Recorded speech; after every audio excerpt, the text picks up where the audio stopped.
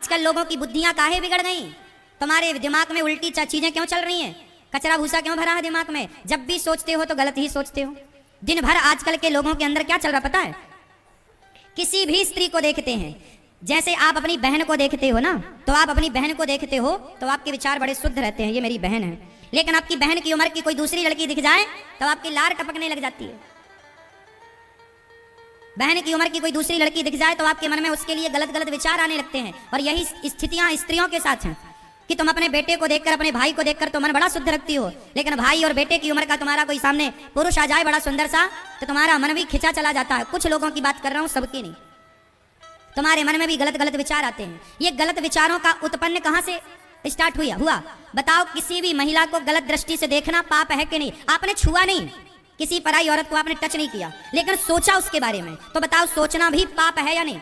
जोर से पुरुषों से भी पूछ रहा हूं और स्त्रियों से भी। तुमने पराये मर्द को छुआ नहीं, लेकिन सोचा तो। सोचना भी पाप है या नहीं? कितने लोग मानते हैं कि सोचना भी पाप है? पराई औरत और पराये पुरुष के बारे में पाप है?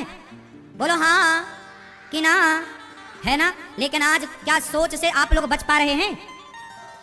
उत्तर दो। तुम नहीं टच करते किसी को, तुम नहीं किसी के साथ रहते, गलत नहीं करते, लेकिन तुम अपने मन पे कैसे कंट्रोल करोगे ये तो सोच रहा है। तुमने शरीर से तो किसी को नहीं छुआ, लेकिन मन से तो छू लिया ना। बोलो हाँ। क्या राम ने, सवाल कर रहा हूं, क्या राम ने मन से भी किसी पराई स्त्री का चिंतन किया है? क्या सीता मां ने मन से भी क्या किसी पराई पुरुष का स्पर्श किया है? बोलो। फिर शरीर नहीं जा रहा है आपका गलत में, लेकिन मन जा रहा है, यह भी पाप है। क्यों जा रहा है? कभी आपने पूछा नहीं अपने आप से? यही तो तुम्हारे मन की गंदगी है। आज समाज में छोटी छोटी बच्चियों के साथ दुराचार हो रहा है। टीवी अखबार में आप रोज सुनते पढ़ते होंगे। काहे हो रहा है भैया? क्यों हो रहा है? विचार इतने दूषित हैं। पहले विचार खोपड़ी में विचार आया तब तो तुमने किसी को टच किया। यहां विचार ही ना होता तो तुम क्यों छूते किसी को? शुरुआत तो यहां से होती है ना, विचारों से। क्यों जी, बात सही है? किसी भी काम की शुरुआत कहां से होती है? चोर के अंदर चोरी करने का पहले विचार आता है कि वो पहले चोरी कर लेता है। बोलो हाँ। पराई औरत को देखने के बाद डायरेक्ट आप उसे छू लेते हैं कि पहले छूने का विचार आता है?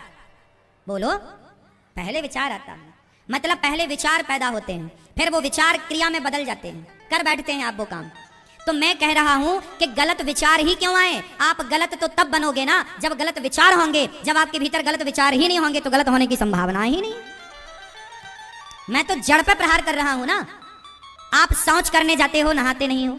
लघु शंका करने जाते हो, कुल्ला नहीं करते हो। तो तुम्हारी जब मन की शरीर की गंदगी है, शरीर गंदा है तुम्हारा, शुद्ध हुआ नहीं, तो शरीर गंदा तो विचार तो गंदे होंगे ना।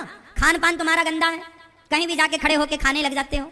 तुम्हारी माँ बनाती है, माँ के भोजन में तुम्हें स्वाद नहीं लगता, और होटलों में जा जाके तुम वहां पसीनों वाला भोजन खाते हो। टपका टपका के वो पसीना बहाते हैं और उसी आटा को गूंथते हैं, उसी पसीने को सब्जी में डालते हैं और तुम खाते हो।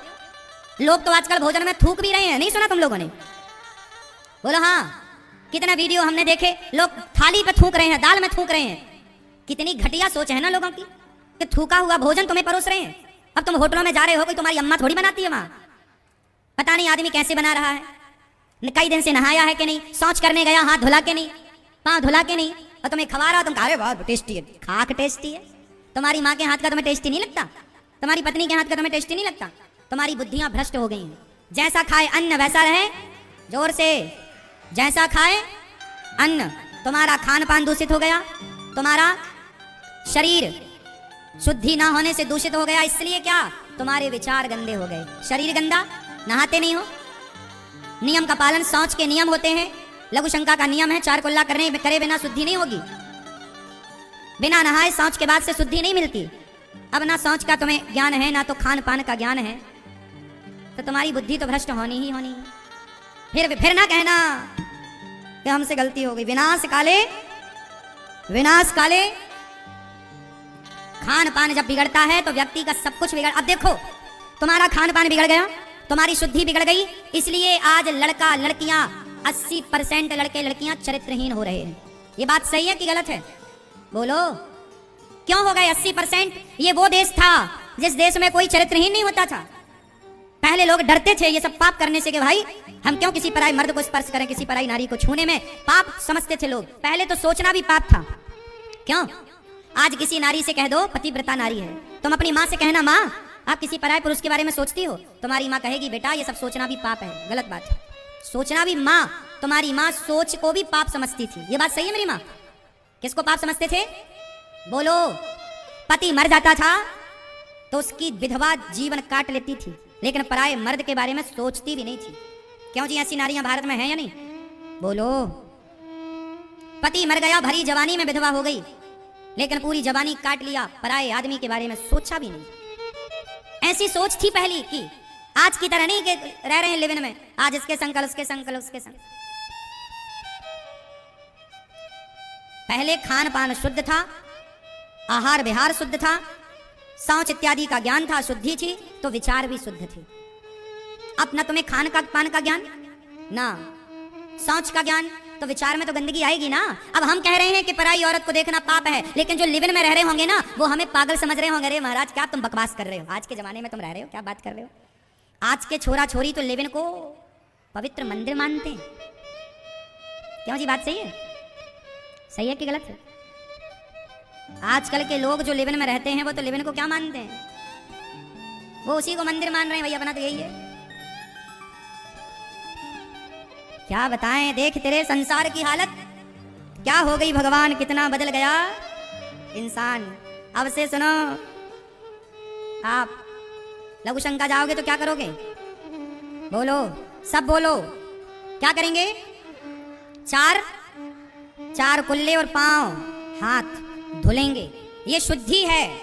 शौच करने के बाद एक बार पूरा नहा चुके हैं तो अर्ध स्नान करेंगे। सर्दी है, पूरा नहीं नहा सकते तो नाभि से लेकर के नीचे पूरा पेट गीला कर लीजिए, पूरा नीचे का हिस्सा गीला करिए, और जो कपड़ा पहनकर शौच करने गए वो कपड़े धुलिए।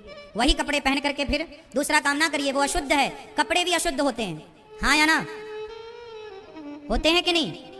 शुद्धि अशुद्धि का ख्याल पुराने लोग रखते थे कि नहीं?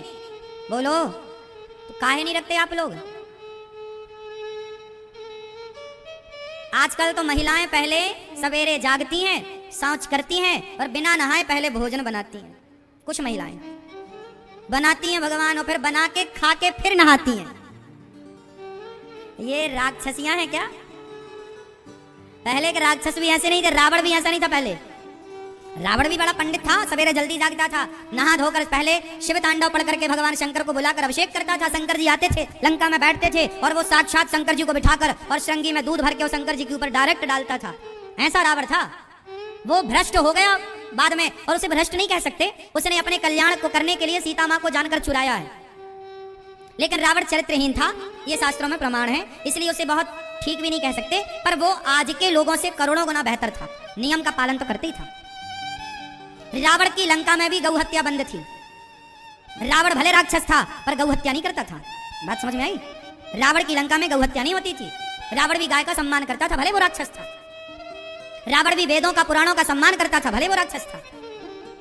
लेकिन तुम तो राक्षस नहीं हो ना, फिर भी तो गीता नहीं पढ़ते, फिर भी तो गाय आती है तो डंडे मार के कुछ लोग भगा देते हैं, फिर भी तो गाय घर में नहीं रखते ना, कुत्ता रखते हो।